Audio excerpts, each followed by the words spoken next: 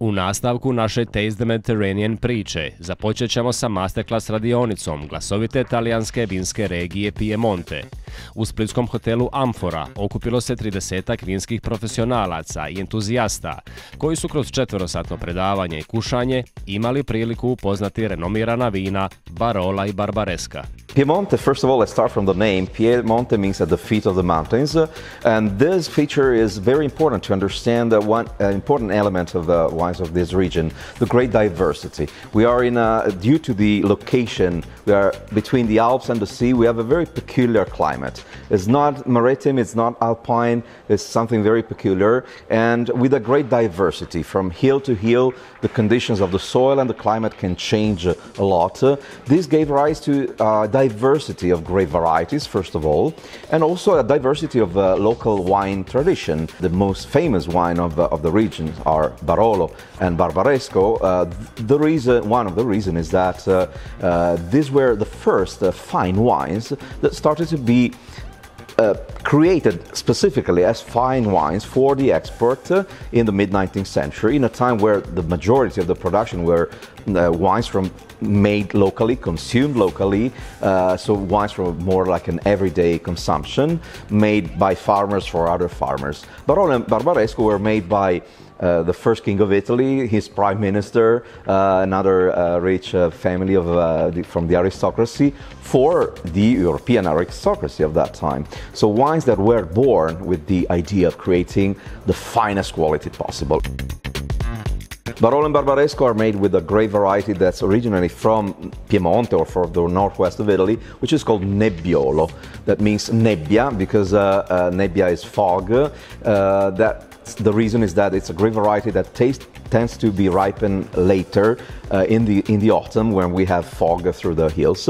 A unique grape variety that has the peculiarity is that it has a big structure, tannins that give the astringency, the sense of dryness in the mouth, and also that gives structure and most of all aging potential. We go from floral sensation like rose petals, fruity notes, but also spicy, balsamic notes that you think about mint or eucalyptus. And with the aging, we tend to increase the variety of flavors. We still have the floral, the fruity notes, but we start to get tobacco, leather, chocolate, more dark spices. That tends to imagine like an orchestra that does a crescendo, where you keep adding, you keep singing, playing the tune, but adding, the violins and then the horns and then the percussions, and in the end you get a really not a pop band that plays loud but with few instruments, but a wide orchestra where all the instruments are playing softly but creating a great impact due to the variety of notes and colors that you get. That's exactly what you get in a great Barolo. Nakon ove vrlo edukativne radionice, zaputili smo se na panel raspravu, čiji je fokus bio na glavnim izazovima na putu od kuharice do šefice. Porazgovarali smo sa trenutačno jednom od vodećih engleskih pesteri šefica, koja se prisjetila svog rada u čuvenom londonskom hotelu Claridge's. It was amazing. It was the most intense thing I've ever done. It was incredibly hard work, but it was also the best learning ground I could possibly ask for, because restaurants are great, but unlike a restaurant, as a pastry chef, you only do 2 dishes, maybe 3 dishes.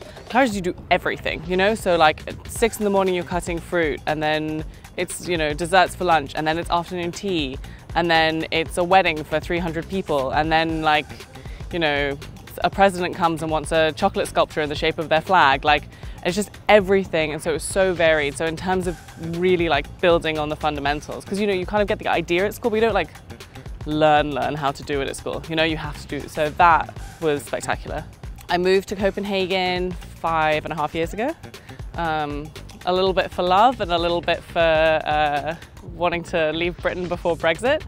And because it's a great food city, and I got very lucky. I got introduced to Richard Hart, who the bakery is named after. He's a bread baker, very well-known bread baker. And it was right time, right place. He needed a pastry chef, and it was 6 months before we opened the bakery. And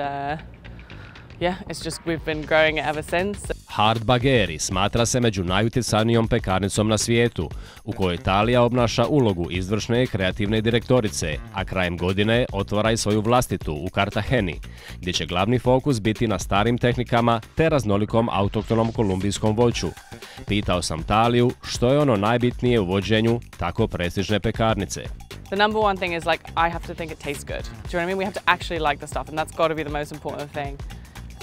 More important than how it looks, more important than what's fashionable, and so that was kind of thing number one. And then I think we really believe in things not looking like over manicured, you know? So like if you're going to put fruit down, it should feel like it just fell there naturally. It shouldn't be sort of like using kind of tweezers to place it very carefully. So I think that that's sort of the ethos that's really driven us. And yeah, sort of respecting the ingredients and working with what you have as opposed to enforcing your idea on them.